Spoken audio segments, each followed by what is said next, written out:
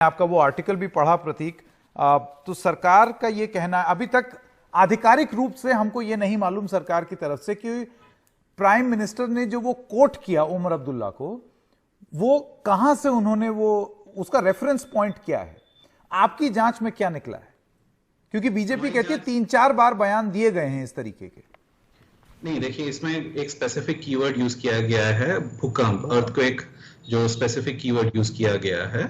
और आपने जो ट्वीट का हवाला दिया जो उमर अब्दुल्ला ने किया है, वो हम लोग, और इस आर्टिकल में भी हम लोग ने कोट किया है कि mark my words and save this tweet, long after Modi government is a distant memory, either Jammu and Kashmir won't be part of India, article 370 will still exist. तो ये ट्वीट किया गया था 27 मई 2014 को।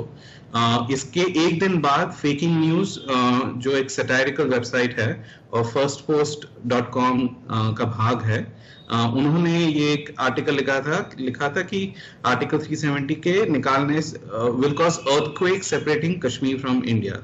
ये एक सैटारिकल पीस लिखा था और तो वहां से कोट किया गया है। आप जो दूसरा जो एक पंजाब केसरी का बता रहे हैं, that can not be the thing, क्योंकि वहां बोला जा रहा है कि महबूबा मुफ्ती और उमर अब्दुल्ला दोनों ने ये कहा। अभी दो political leaders who are part of opposing political parties, उन्होंने एक ही बयान दिया है कि दोनों ने यही बयान दिया है कि अर्थक्वेक आएगा। तो वो जो पंजाब केसरी में जो भी राइटर है विष्णु गुप्ता, मेरे हिसाब से वो भी इसी सैटारिकल वेबसाइट को भूल से कोट कर रहे थे। उन्होंने ये जो सटायर को और फेक कर दिया कि बोला कि दो पॉलिटिकल लीडर्स जो दो ऑपोजिशन पार्टीज में, जम्मू एंड कश्मीर के दो अलग अलग पार्टीज में, दोनों ने एक ही बयान दिया। ये तो हो ही नहीं सकता है। तो एसेंशियली एनालिसिस यही बताता है कि जो प्राइम मिनिस्टर ने जो पार्लियामेंट में कोट किया है वो फेकिंग न्यूज से किया गया है। तो प्रतीक, आपका क्या मानना है कि अब मेरी नेशनल कॉन्फ्रेंस के एक नेता हैं हसनैन मसूदी, एमपी हैं, उनसे बात हो रही थी। उनका ये कहना है कि मंडे को, सोमवार को वो स्पीकर के पास जाएंगे, उनसे कहेंगे कि इसका हमको प्रमाण तो दीजिए कि ये प्रधानमंत्री ने कहां से ये कोट उठाया है, और अगर ये कोट गलत उठाया है तो फिर वो रिमार्क्स हटाए जाएं, क्योंकि ये तो संसदीय प्रक्रिया में अब शामिल हो गया है। एग्जैक्टली तो ये काफी पॉलिटिशियंस ने मेरे हिसाब से इसकी मांग की है कि चाहे उसको एक्सपंज किया जाए या जो भी किया जाए। मैं पार्लियामेंट्री प्रोसीजर्स ठीक तरह से नहीं जानता हूं, तो मैं उसके ऊपर कमेंट नहीं कर पाऊंगा। लेकिन as far as the authenticity of the court, कि ये कोर्ट कहां से आया है, इसमें कोई डाउट नहीं है कि जो भी, जिन्होंने भी प्राइम मिनिस्टर के लिए स्पीच लिखी है, चाहे उन्होंने खुद ने लिखी हो या उनके स्पीच राइटर ने लिखी हो, they have fallen for a satirical website. मैं प्रतीक आपसे ये सवाल पूछना चाहता हूं, तो आपकी एनालिसिस में ये आया गया, जीरो डाउन किया आपने कि वो पंजाब केसरी नहीं हो सकता, वो ये नहीं हो सकता, वो नहीं हो सकता। तो जो प्रधानमंत्री ने जो कोट किया है या जो कमेंट किया है, उससे सबसे सटीक और मिलता जुलता एक हास्य और व्यंग्यकारी वेबसाइट है। इट्स नॉट इवन मिलता जुलता है, एक ही है, एक ही जगह ये लिखा हुआ है और कहीं लिखा हुआ ही नहीं है, खाली fakingnews.com में लिखा हुआ है। So it's not even a question of मिलता जुलता। उन्होंने जो कहा कि भूकंप आएगा, जो एग्जैक्टली वही फेकिंग न्यूज में लिखा है। There is no other matching reference. अच्छा, प्रतीक सिन्हा, ऑल्ट न्यूज के, इन्होंने एकदम भारी शोध किया है, इस पे रिसर्च किया है, और उसके बाद इन्होंने ये पाया है कि भाई ऐसा तो बयान ही नहीं है, और जो बयान है वो तो fakingnews.com में है। ये तो हास्य और व्यंग की वेबसाइट है। अब आप और वेबसाइट्स का हवाला देंगे या और कमेंट्स, उनका जो इंटरव्यू है उसका हवाला देंगे, लेकिन ये जो शब्द है भूकंप जिसका प्रयोग किया प्रधानमंत्री ने, उसका तो कोई जिक्र ही नहीं है कहीं। ये भूकंप शब्द बड़ा अटपटा है। कभी कोई संसद में भूकंप लाना चाहता है, कभी कोई कश्मीर में भूकंप लाना चाहता है। ये दोनों बेटे हैं, नाती है बड़े नेताओं के। इनके बाप दादा, माता पिता सब राजनीति में बड़े बड़े लोग रहे, हुद्देवार लोग रहे हैं। इनको भूकंप से इतना क्या प्यार है? दूसरा, प्रतीक जी के पास तो देखिए फॉरेंसिक का कितना जबरदस्त सिस्टम है कि हिंदुस्तान के कई सारे इन्वेस्टिगेशन जो पेंडिंग है, इन्हीं के पास देते तो वो एक दिन में कर देंगे।